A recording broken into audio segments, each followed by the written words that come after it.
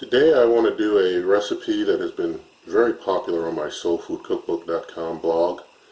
Slap your mama meatloaf, because it's so good you'll slap your mama if this meatloaf ain't the bomb. So I'm going to show you how it's done here, and also there'll be a link below the video to the printable copy of the recipe.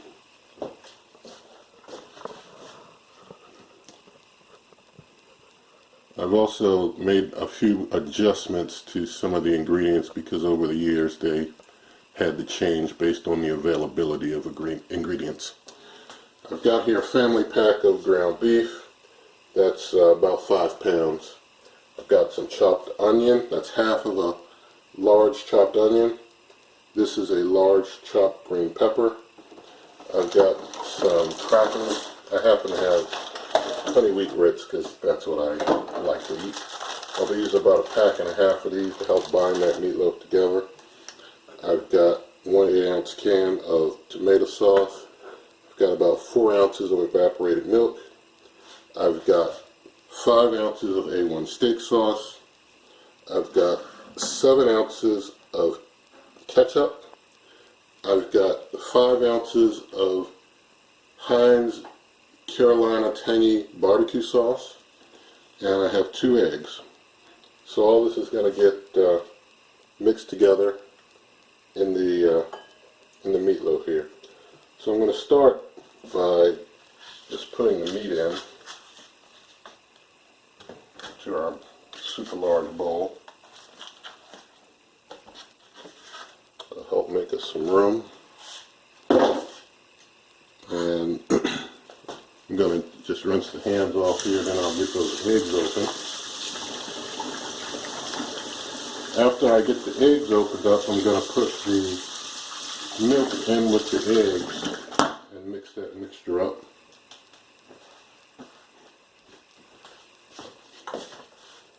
So crack the eggs on a separate plate. That makes it a lot easier to get those open.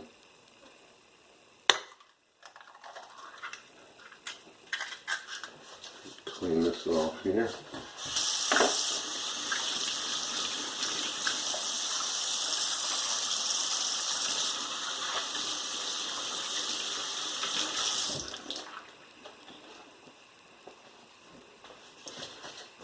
Now I've got my meat here, and I'm going to add all the chopped onions and bell pepper.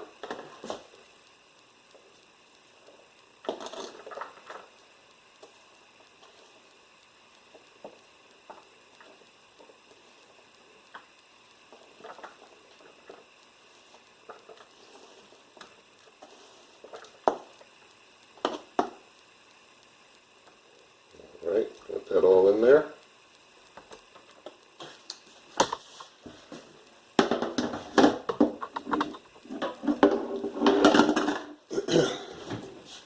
Now I'm going to pour in the sauces, the A1 steak sauce,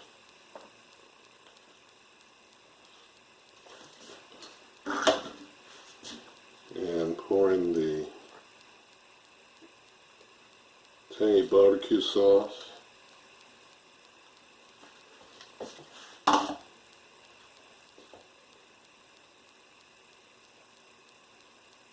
Now I'm going to beat the eggs. I'm going to beat the eggs and add in the evaporated milk. Get rid of this other extra plate.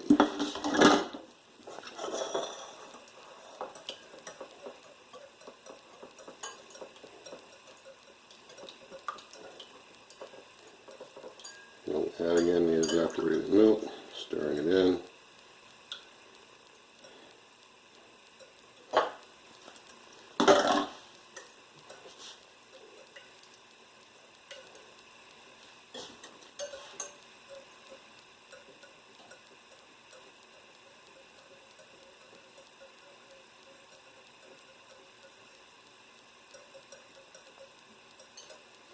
I also got to add the tomato sauce to the meat. add the ketchup here to the meat also.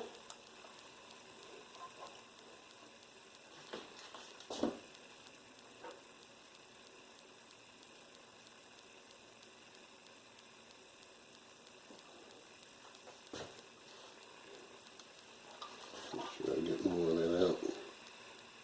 Don't want to lose any of that ketchup. Alright, now make sure I got my milk and egg mixture here well mixed up.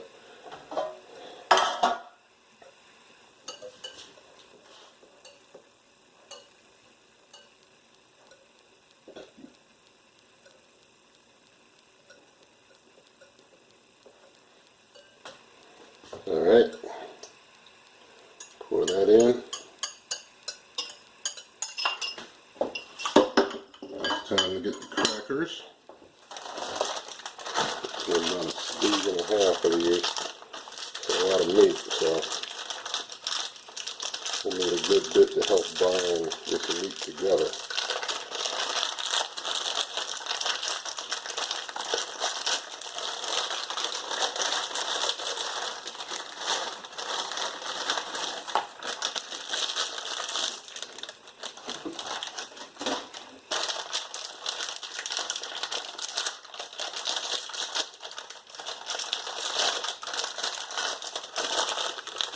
Almost not enough room for my bowl to hold all this.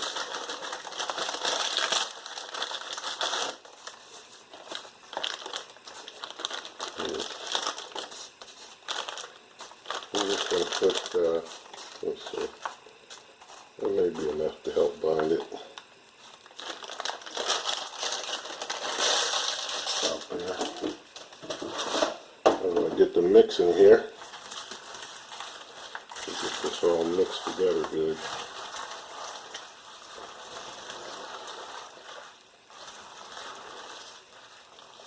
I've already got my oven preheated to 350 degrees. Once I get this mixed together, I'm going to put half of it into this loaf pan and get it into the oven. The loaf pan is just used for forming the shape. It won't be cooked in the loaf pan. I'll be taking it from the loaf pan once it's got the proper shape from the loaf pan and putting it into a slightly larger pan in that loaf shape and cooking it. That'll help it to cook well.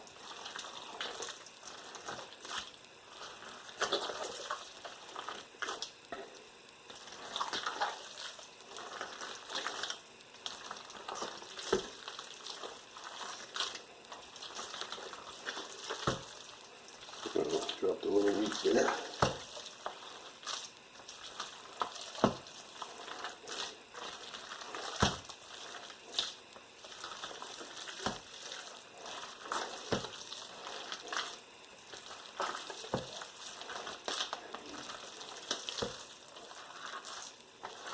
Trying to make sure everything is well mixed and well broken down in this pile here.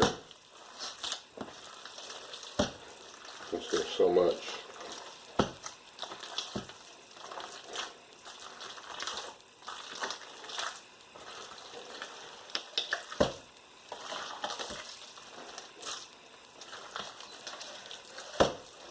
Alright, I think we're getting close to having a good mix here. I'm getting ready to put half of this into this loaf pan, get it formed.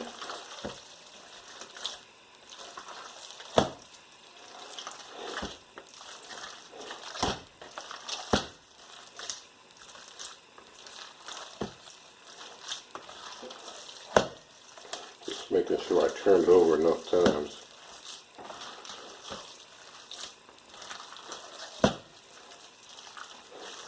Okay, now I'm going to put about half of it into the pan here.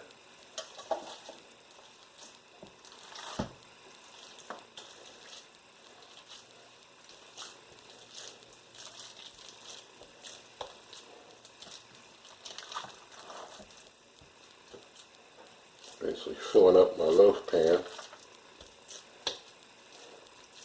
It should be about roughly half. Got that well pressed out there.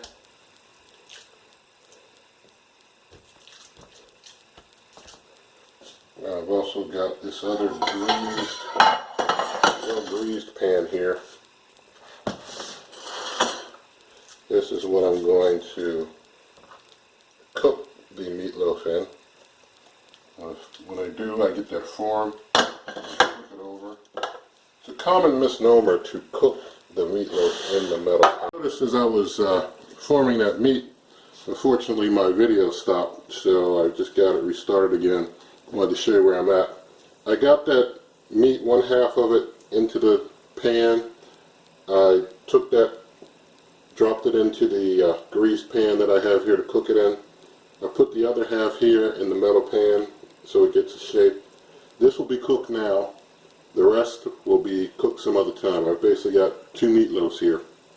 So I'm going to get this one into the oven. Let's see if I can get you a good view of the oven as it goes in. Oven, like I said, already preheated to 350 degrees. There it goes in. I'm going to set my timer for 1 hour.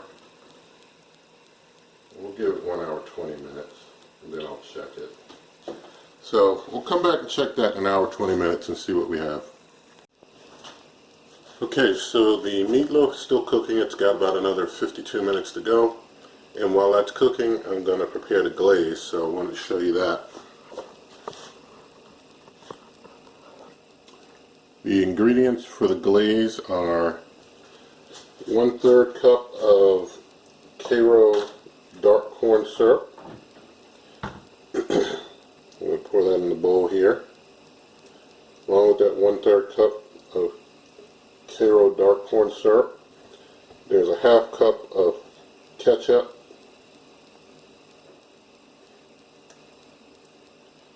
Pouring in that half cup ketchup.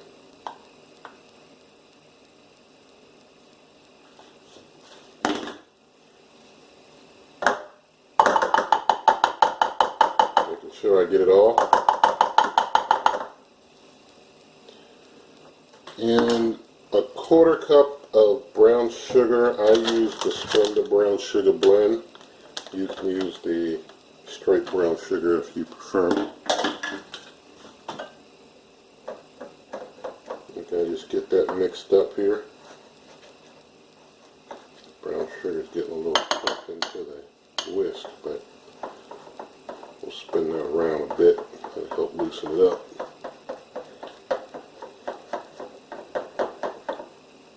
Alright, now it's nice and loose. Spin it some more. Now when our meatloaf is finished cooking, we'll be able to start rubbing this glaze on there, brushing it on, and coat it and cook it. And our slap your mama meatloaf will be done. So we'll just let that set for now. Meatloaf has another 50 minutes. Okay, so it's been about 1 hour and 15 minutes, and my meat, I looked in there, it looked like it was starting to crack in the center. So I know it's probably about done already.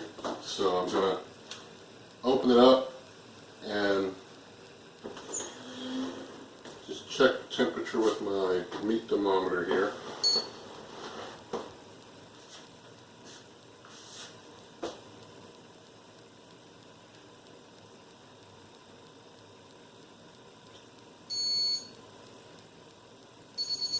Yes, it's very done. Now I'm going to just go ahead and coat that. I'll just give it about 10 minutes with that coat.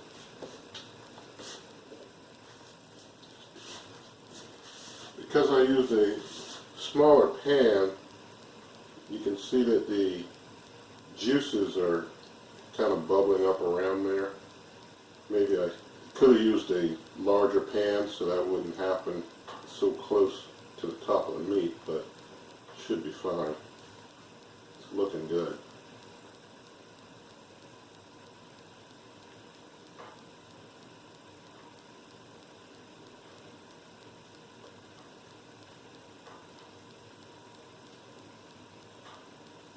just liberally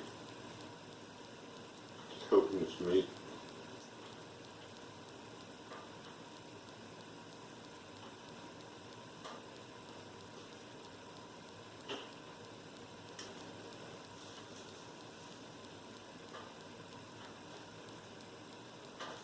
Alright, so I'm going to close that up. Give it 10 minutes with that coat.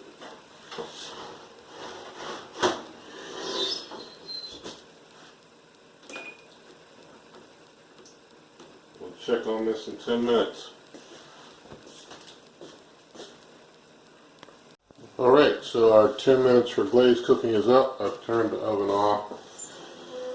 We're going to pull this out of here. Have a look at the finished product. There you go. Nicely glazed.